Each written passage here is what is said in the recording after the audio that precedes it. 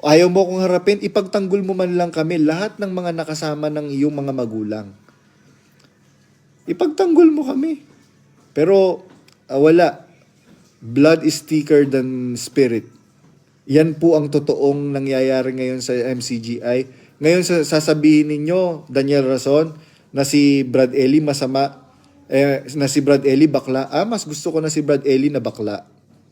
At least pinagtatanggol kami. At least si Brad Ellie na bakla na sinasabi ninyo ay naninindigan sa totoo.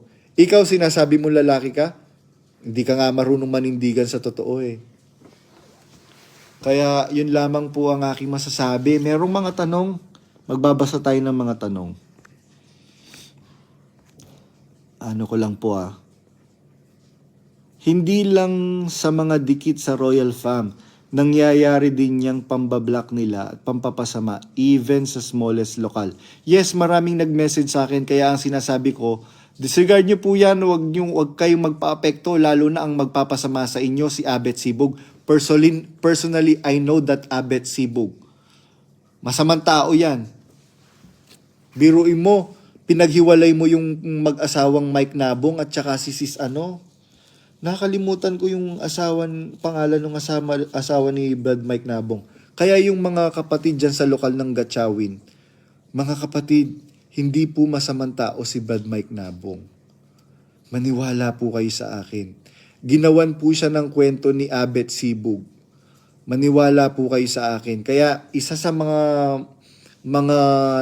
unang naka-line up sa impyerno, si Abet Sibug na yan. At the end of the day, it's up to you kung pipiliin mo yung masama o mabuti. Huwag nila gamitin ang religion para pagtakpan yung etc.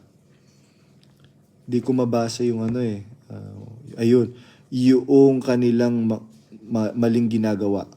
Tuloy lang pagla-live mo bro, maraming katanungan ang mga exiters masasagot mo. Nagbabasa rin ba kayo ng XMCGI subreddit? Hindi ko po alam yan. Tuloy lang Kuya JR, sobrang trending ka at apektado sila.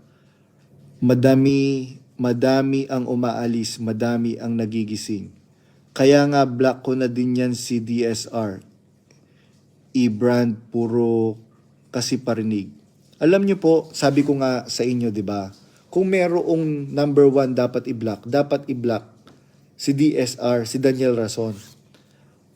Dahil number 1 kasi nungaling. Biruin mo, yung mga kapatid na nakapunta ng Brazil, nakita talaga nila merong bentang alak. Tapos sasabihin mo edited. Tapos sasabihin mo AI lang yung Area 52. Napakasinungaling mo, Daniel Rason, napakasinungaling mo. Meron nga akong kilalang doktor na naging host sa UNTV. Alam mo, ang sabi nung doktor na yon, opportunista ka daw, masama ka daw tao, wala ka daw utang na loob, Daniel Rason. Hindi ko sinabi yon hindi yun member ng MCGI. Naging host mo yon sa, siguro na naging trending nga itong video ko, yun. Kaya yung baho mo, Daniel Rason, talagang hindi na mapipigilan yung paglantad ng baho mo, Daniel Rason. Maniwala ka sa akin. Ikaw ang nagsimula Pinablock mo kung nananahimik ako dito. Instead na sabihin mo sa nanay mo, Mami, nananahimik naman si Badong Bakit di mo na lang tigilan? Ayan, pinablock mo ko. Di ikaw ang ngayon. Mas matindi yung Kaya tamang-tama ang Biblia. Si Goliath, nung napatumba siya ni David, isang bato lang. Dahil noong ihagis ni Haring David, hindi pa siya hari noon, nung ihagis ni David yung bato kay Goliath, inihagis niyang may buong pananampalataya. Kaya lahat ng binabato mo ngayon sa akin, bumabalik sa'yo. Daniel Rason. Ang daming kapatid na dumadalo ng pagkakatipon na nagre-reach out sa akin, Brad Badong, bakit ganyan yung bakit? Hindi, ikaw lang ang lumilitaw na nakakahiya. Yan kasi, masyado kang makamagulang. Tapos, kukwento mo sa pulpito na sinasaway mo yung mga magulang mo. Sinong mapapaniwala mo? Sinong